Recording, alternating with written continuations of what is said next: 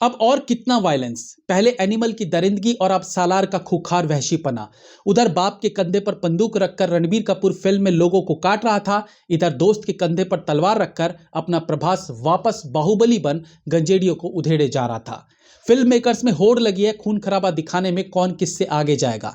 और सच पूछिए तो चिंताजनक तो यह है कि फिल्म मेकर्स को ए सर्टिफिकेट से फर्क नहीं पड़ता, बल्कि अब तो ए सर्टिफिकेट के साथ फिल्में रिलीज करना मतलब भाई फिल्म में कुछ तो है जो ए सर्टिफिकेट मिला है, ऐसा माहौल बन चुका है। अब गलती फिल्म मेकर्स की भी नहीं है, वो तो हमेशा से वही बनाते हैं जो बिकता है, जिसकी मार्केट में डिमांड है। जब सेक्स बिका तो सेक्स की चाशनी में पिरोकर फिल्में बनाई गई, एक्शन बिका तो एक्शन फिल्में बनाई गई, रोमांस बिका तो रोमांटिक फिल्में बनाई गई। लेकिन अब वो समय आ गया है जब लोगों को एक्सट्रीम चीजें पसंद आने लगी हैं। रोमांस हो तो हद से आगे निकल जाने वाला रोमांस हो, मतलब सब कुछ खोल खाल के दिखा डालो। बाकी ऑडियंस में वायलेंस देखने की ललक किस हद तक बढ़ चुकी है वो आपने एनिमल फिल्म में देखा ही था। बाकी मन ना भरा हो तो हाजिर है सालार। बट आपने ज्ञान सुनने के लिए तो इस वीडियो को क्लिक नहीं किया होगा, इसलिए हम बिना समय गंवाए चर्चा करेंगे सालार फिल्म पर।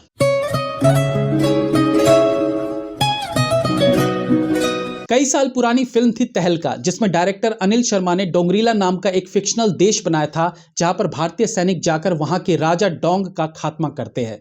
उस वक्त भी जिस तरीके से अनिल शर्मा ने वो वर्ल्ड क्रिएट किया था वो सबके लिए बिलीवेबल था। हालांकि आज सब लोग फिल्मों के डीप में घुसकर उस पर चर्चा करने लगे हैं, तो जाहिर सी बात है कि केजीएफ या खानसार जैसे प्लेसेस पर फिल्म बनेगी तो लोग उस पर प्रतिक्रिया देंगे कि भाई ये कौन सी जगह है।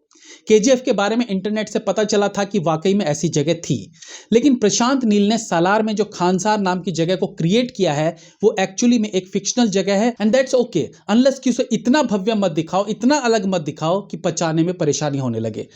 एक ऐसी जगह जहां अंग्रेज कब्जा नहीं कर पाए, जहां के लोग भारत के नियम कानून ही नहीं मानेंगे लेकिन वो भारत के संसाधनों को यूज कर सकते हैं, तो ये चीज थोड़ी अटपटी लगती है।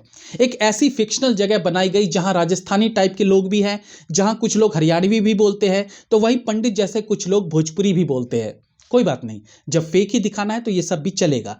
बट जब कई अलग अलग देशों की सेनाएं भी वहां बुलाई जाने लगी तो फिर लगा कि यार ये थोड़ा ज्यादा हो गया।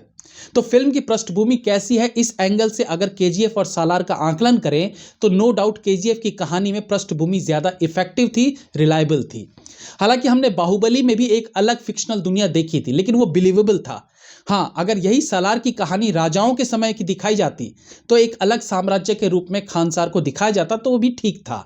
बट आज के जमाने में एक ऐसा शहर या इसे देश कहिए जिस पर किसी का कोई जोर नहीं चलता, जिसमें अलग अलग तरह के लोग हो, तो ये थोड़ा ओवर द टॉप निकल जाता है।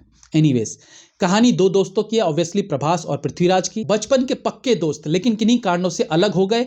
फिर कुछ ऐसा घटता है कि पृथ्वीराज को अपना साम्राज्य बचाने के लिए वापस प्रभास को बुलाना पड़ता है। प्रशांत नील की एक चीज में तो मास्टरी है कि उन्हें यह पता है कि फिल्म में हीरो का या खास सीन का बिल्डअप कैसे बनाया जाता है। उन्हें पता है कैसे बीजीएम, बाकी के कैरेक्टर्स के एक्सप्रेशंस और वॉइस ओवर के दम पर कैसे माहौल बनाया जाता है, जो हमने केजीएफ में भी देखा था। जैसे कि यश को जेल ले जाने वाला सीन, जिसमें बाद में उसे छुड़ाने के लिए हेलीकॉप्टर से उसके आदमी आते हैं, तो हीरो को बिल्डअप देने में इस बार भी कोई कसर नहीं छोड़ी गई है। और प्रभास की एंट्री से पहले उसे जिस प्रकार से उसके व्यक्तित्व का आकलन करके बताया जाता है, दिखाया जाता है, वो बेहतरीन लगता है।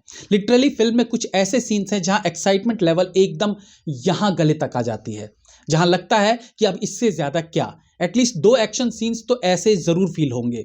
तो सही है कि अगर आप साउथ मूवीज देखने बैठे हैं तो उसमें अक्सर दिखाई जाने वाली चीज का बड़ा वर्जन देखना हो तो सालार आपके लिए है। हीरो की एंट्री हो या एक्शन सीन या विलन की फौज, ये हर मामले में खरी उतरती है। शुरुआत के 1 घंटे का समय लिया जाता है केवल ये बताने के लिए कि प्रभास कितना पावरफुल है, और जब एक बार उसका एक्शन सीन खत्म होता है तब प्रशांत नील नेक्स्ट सेगमेंट की ओर आगे बढ़ते हैं, जो है फ्लैशबैक। क्योंकि यहां तक ऑडियंस के मन में भी जिज्ञासा जाग चुकी होती है कि आखिर प्रभास के साथ पिछले कुछ सालों में हुआ क्या था। फिल्म में कुछ मोमेंट्स ऐसे हैं जो केजीएफ की याद दिलाएंगी, जैसे केजीएफ फर्स्ट में बच्चों द्वारा यश को इज्जत देना या सपोर्टिंग कास्ट के एक्सप्रेशंस का प्रयोग ताकि हीरो को लार्जर देन लाइफ दिखाया जाए। स्क्रीन प्ले ठीक है, भले एक्शन सीन से पहले की तैयारी में समय लिया गया है लेकिन वो बेकार नहीं जाता। सेकेंड हाफ के क्लाइमेक्स से पहले लगा जैसे सीन्स को खींचा गया है। सीन इंपॉर्टेंट जरूर है, लेकिन उस पर इतना समय नष्ट नहीं किया जाना चाहिए था। एक्टिंग की बात करें तो प्रभास का काम अच्छा कहा जा सकता है। हालांकि उनका कैरेक्टर ऐसा है जो शुरू से अंत तक सेम मूड में रहता है, तो उस लिहाज से उन्हें केवल डायलॉग डिलीवरी पर वर्क करना पड़ा होगा। एंड डायलॉग डिलीवरी अच्छी थी, लेकिन अब इसका श्रेय प्रभास को दे या शरद केलकर को यह नहीं पता, बट एक्सप्रेशंस और हिंदी डायलॉग दोनों अच्छे थे, तो क्रेडिट दोनों को जाता है।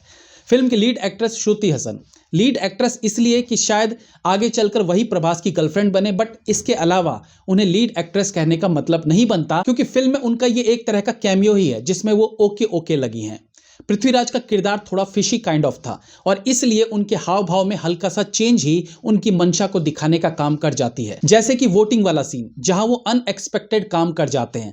वहीं बाकी एक्टर्स का काम भी ठीक है। कुछ ऐसे कैरेक्टर्स साउथ मूवीज में होते ही हैं जिनसे थोड़ा ओवर एक्टिंग करवाया जाता है, जो इस फिल्म में भी है।